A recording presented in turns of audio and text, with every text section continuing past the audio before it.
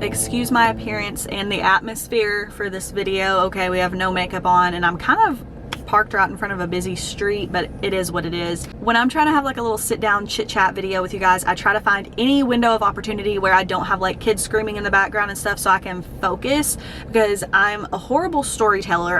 It's hard for me to keep all of my thoughts in order and for things to not be confusing.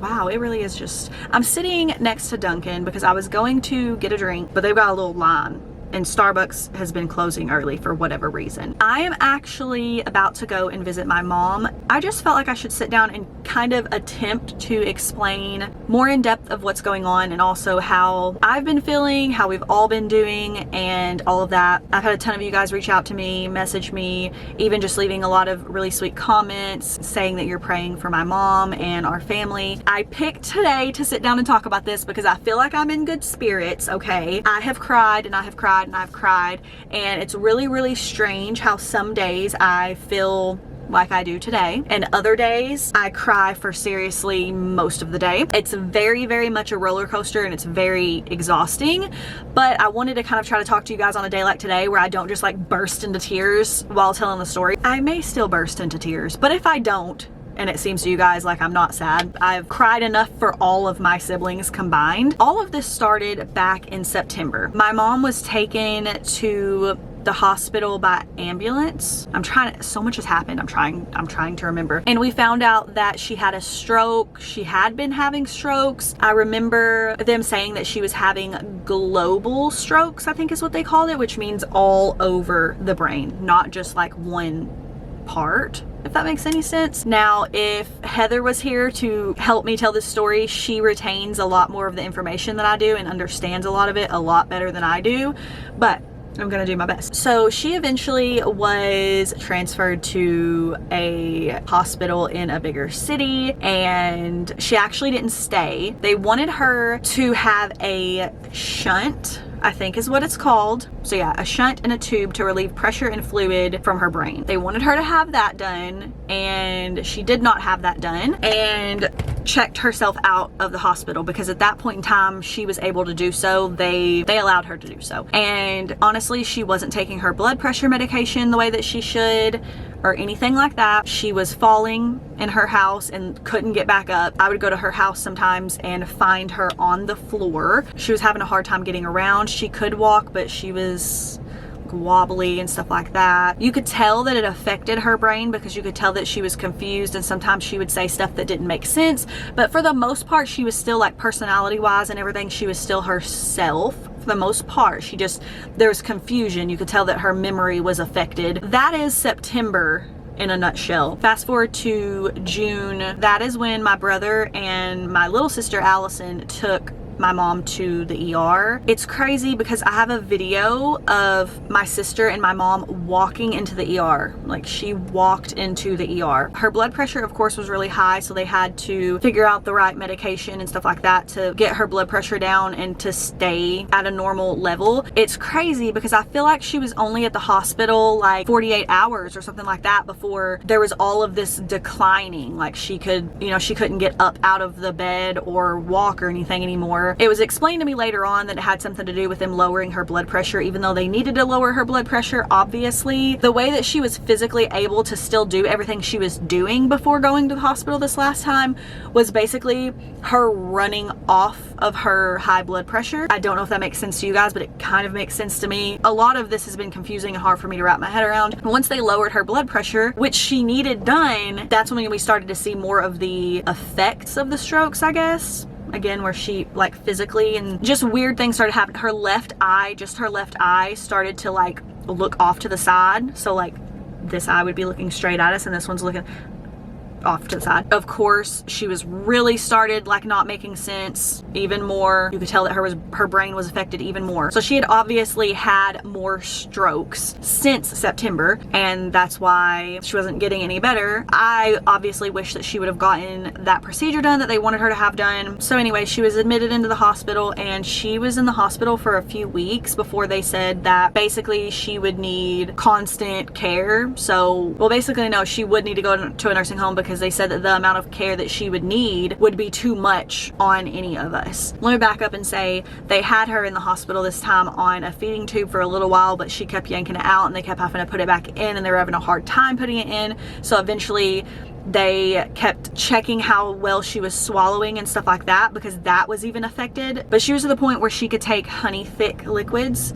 so everything had to be pureed. Her drinks had to be thickened because it couldn't just be like a thin liquid. That's what she's still on, is the honey thick diet, because she kept yanking her feeding tube out. When she was in the hospital, she did improve some. She got to the point where she was like feeding herself with a fork. She was making phone calls. She was calling my sister Heather from the hospital, so dialing numbers, making phone calls. But anyway, fast forward to the nursing home. So they sent her to a nursing home, and that was at like the end of June. So she's been there since roughly the end of June, and honestly it was just declining. Ever since she was sent to a nursing home, she just was declining. And on July, I want to say 13th, because let me just back up and say, she stopped using her arms, she stopped talking as much. I noticed that she seemed really weak, and it almost seemed like it was hard for her to speak. So because when she would speak, it was so soft. And if you knew my mom talks really loud, kind of like me,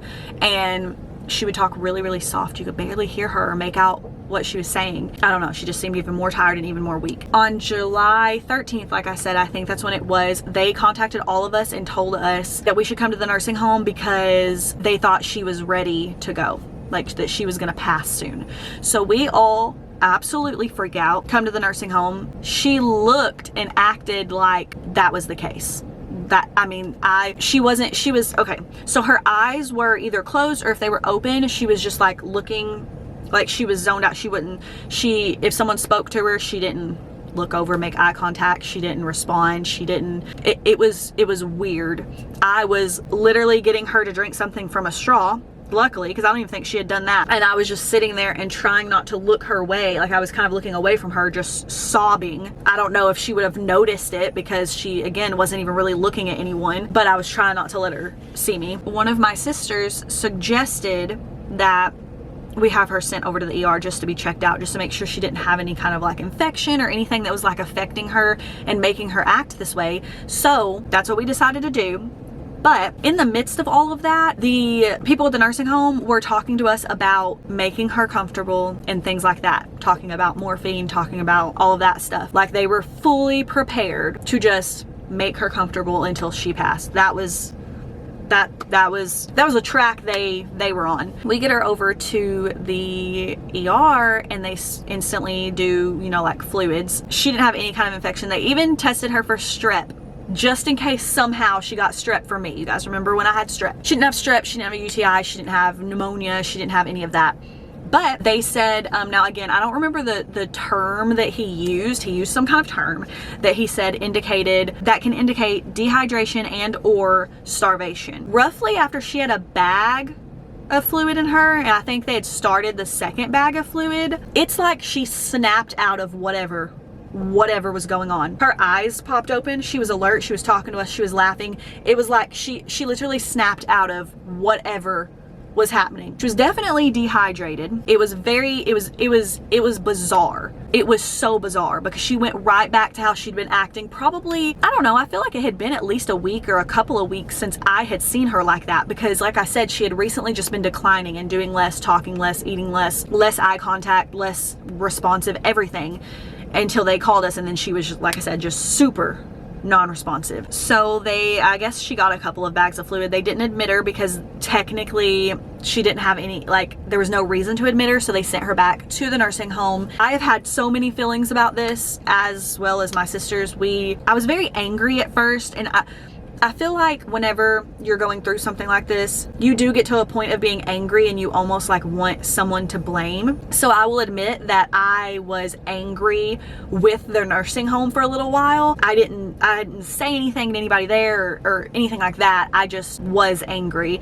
feeling like it was their fault that she declined, feeling like they were just okay with just letting her pass, when literally what was wrong with her was that she was dehydrated and probably wasn't hardly eating either. I try to look at things from all angles. I know that whenever I'm trying to get her to eat and she's refusing to eat, you cannot get her to eat when she's refusing to eat. You can't get her to open her mouth, anything. So I try to keep things like that in mind. I'm sure she was giving them a hard time in refusing to eat. I understand that there's X amount of nurses and way more patients, and they're not able to just like sit in there with her tray for 2 hours and try to get her to eat. Like, I understand. So I've had a lot of emotions about it. As far as like if we wanted to switch her, because I know there's gonna be people in the comments saying, are you gonna like switch nursing homes or anything like that? We actually couldn't yet, even if we wanted to. Is my face getting red?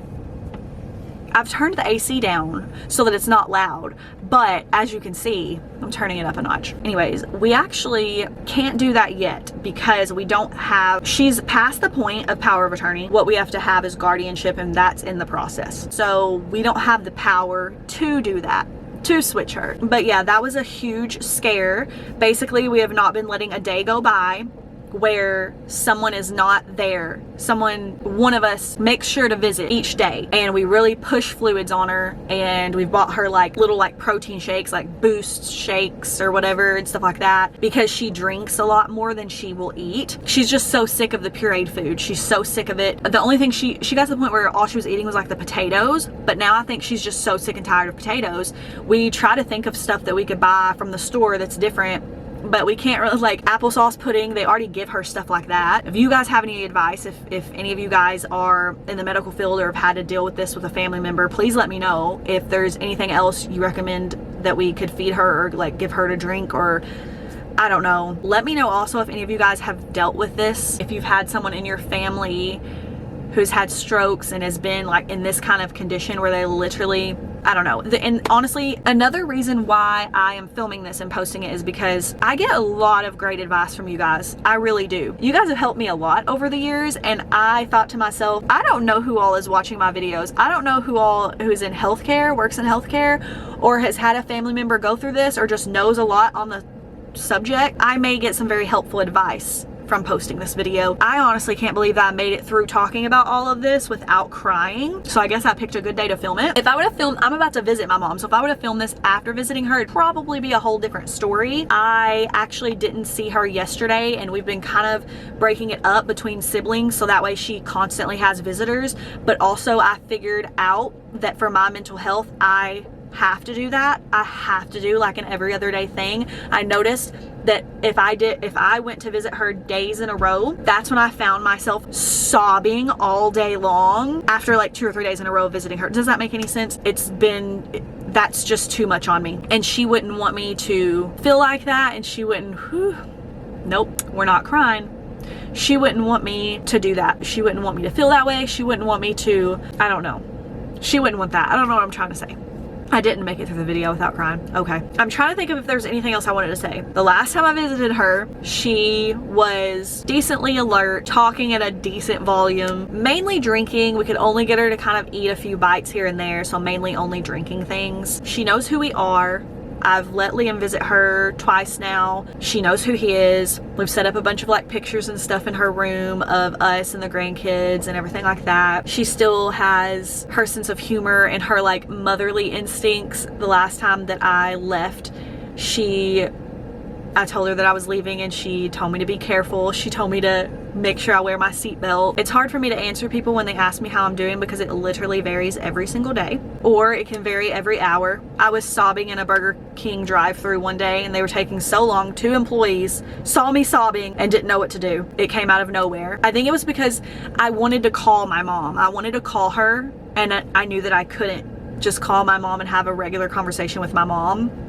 And it just triggered something in me, and I started sobbing. It's hard to explain losing someone before physically losing them. I think I brought this up to you guys before. It's the weirdest and hardest thing I've ever had to deal with in my life. I feel like I'm gonna run out of time on my camera. I've been talking for like 25 minutes. My face is so red. I'm probably gonna be editing this video and realize I left so many things out, or I didn't say something right. Thank you guys so much for praying for my mom. Please continue to pray for her. I know that miracles happen every day. it's also out of my control. It's been a struggle mentally. It's been hard to wrap my head around. But yeah, I guess that's all I have for you guys today.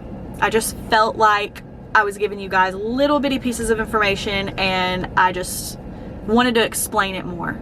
If you guys have any questions, if you feel like I left anything out, comment that. Anyways, thank you guys. I love you guys so much, and I'll see you in the next video. Bye guys.